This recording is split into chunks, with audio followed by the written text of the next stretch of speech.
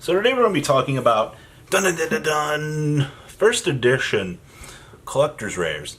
The unlimited batch of these came through and they did stuff. And I also want to talk about the effect of just rarity things like this in the long run for the game of Yu-Gi-Oh! Because the impact on things like this, and we have more of these coming in the next set.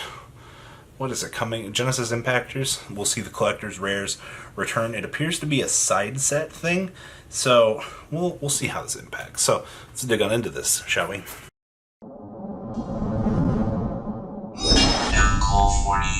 Your collector's rare market. These cool things right here. Now, we were excited to get the collector's rare.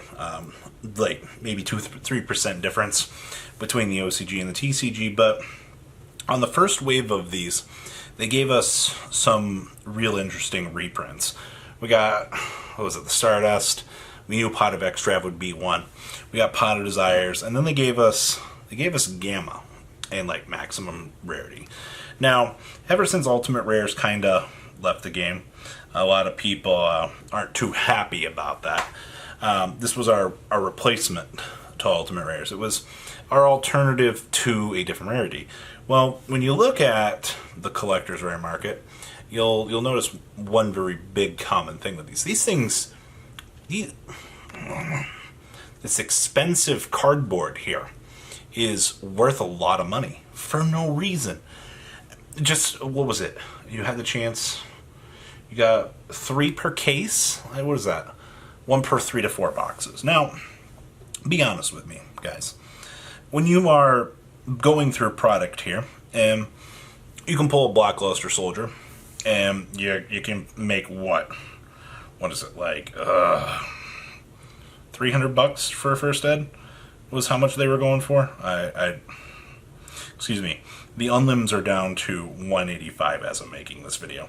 Okay, so we had $300 before we learned that you could get these in unlim. The player base was like, first edition, so good. Like, they're over here, they're like, oh, it's the new, oh, this is perfect. This is so much money right here. In one cardboard, by the way. And then Konami went, oh, it's worth nothing anymore. We're going to reprint it in unlim. So, standard same thing happens to everything in collectors, or high collector rarity. The player base goes, ew, unlim. It doesn't say first edition down here. You guys can't see that on camera, but if the card doesn't say first edition, it's worth $100 less. I will not pay top dollar for it.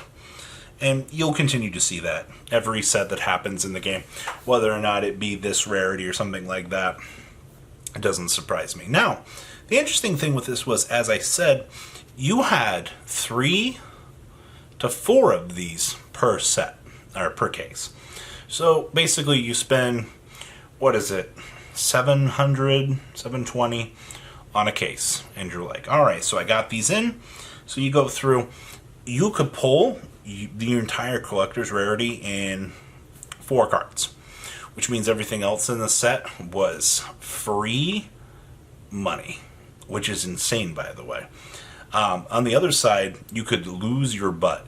My friend actually got a case. He got the Toon bookmark, the other Toon one, and like nothing else of value. He got the Chaos Valkyrie. So, with anything, especially like this, you're going to have cards that will be worth something, and you're going to have things that aren't going to be worth anything. And that's the same thing across the board with these. Now, these came out in Toon Chaos. We've been through our unlimited rares. Most of them have settled at decent price. I mean, the Chaos Valk's like $60. Your metagame cards like the Extravs, I think Extravs are settling for the $100 range, like 110s, 120s. Things like Stardust crashed. I remember seeing 250 Stardust. Now they're like 140 on them. But the biggest question I'm asked consistently across the board by everybody on the collector's rare market is, Robbie, will they go up? Alright, we've learned the same thing every single time we ask this question. It never changes. There's no new crazy algorithm that I have to tell you about this. First edition will remain king throughout all of time. It doesn't matter. There are very few times where the unlim is more than that. And I'm going to put that as a subnote here for this. There are a few times in the game's history, sometimes megatins, where you will see the unlimited printings of these even scarers. And you'll be like, what do you mean the unlim can be worth more than the first ed, Robbie? You just said that the first ed was... And, okay. So there are abnormalities that occur. So we release wave 1 of the 10s. You poop out this giant case of 10s. And then general circulation goes through. All right, that's it. That's the big wave. Everybody bought their stuff. Later on, you'll see unlibs creep out. Now, this technically doesn't go through the main distributor. Sometimes it does, sometimes it doesn't. And you'll see these creep on out into the open here. Well, there's way less unlim than that. So sometimes when you're looking at like buy lists for websites, you're looking at like Trolls buy list and you're like, huh, I can sell this comment to them for 10 cents. Or I can go find the unlims for $1. And you're just like, this doesn't make sense to me. All right, why is this so much? It's because sometimes scarcity is king and it wins, but not always, okay? And in the case with this, it's going to be the same example. Everybody is going to be eating out the first editions over time, and you're going to continue to see these disappear. Now, Genesis Impactors is on the horizon. I believe they announced that we're going to be getting more collector's rares. Now, the player base is like, well, we already got Extrav, we got Blackluster Soldier, we got the Chaos Emperor Dragon, we got Gamma, we got Desires. Alright? We cleaned out the big ones. Now let's look at this. So, you could approach this. Oh my god. Think about if they collector's rare things like the Ash Blossoms, the Ghost Ogres. If they went down the alternate art hand traps with this. Cha-ching. Alright? Free money. When they made the alternate art Ghost Sisters, those are lesser rarity. You might like Ash Feet, and I don't blame you for that. You might enjoy that. But at the end of the day, though, you're going to run into the generic issue of, SpaghettiOs, which is literally going to be just that. You're going to be like, well, I got to pay for more max rarity if I like this. And it's going to be the same thing. The things that we're missing right now that off the top of my head, I see like After Blossom to be explored. I don't think Solemn Judgment's really one of those.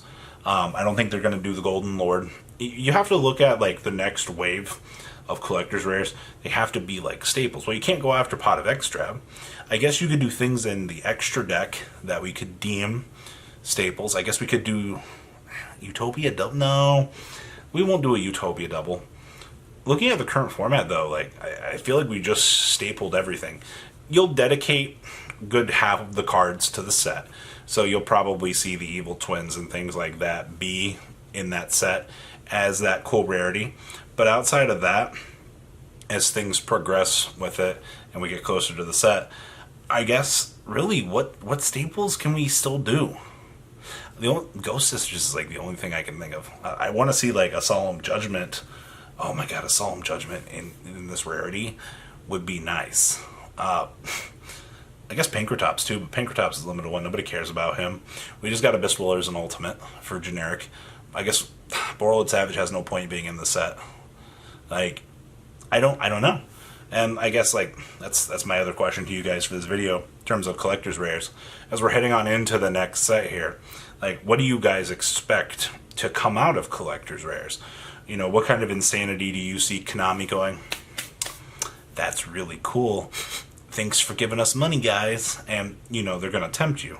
I think the Ghost Sisters would be the best approach. You know, we've wanted an Ultimate Ash Blossom for how long in OTS, and they know that we want that, you know. I would also go for something like a Collector's Rare Invocation, but it doesn't make sense that they would put Invocation as a standalone card within the set. I mean, something like Stardust makes sense because it is a generic acceptable card, but at the end of the day, when you're looking at the rest of the set, most of it's got to go with the generic set design here. So we'll see where it goes, but we're already reprinting Appaloosa in an alternate art, so I don't know. What can we do for collectors rare at this point? So, but TLDR, First Ed will always reign supreme, Hashtag vintage values to the moon. Man, that's it's interesting. I don't know. Like I said, this rarity was an interesting touch to the set. It created a lot of value, and I really like what they're doing. So guys, please, what do you think? Please leave a comment down below. Tell me what you guys think. Oh guys, I'll catch you on the flip side. Peace out. Thank you, patrons, for making the ride never truly end. Without you guys' support, well, I would probably be doing Truffle Shuffle videos for a living. Guys, please check out VanCall40 for all of your Cardfight Vanguard content brought to you by MCall40. And if you are looking to pick up singles, check out mcallgames.com for your trading card game needs. Thanks for watching, everybody.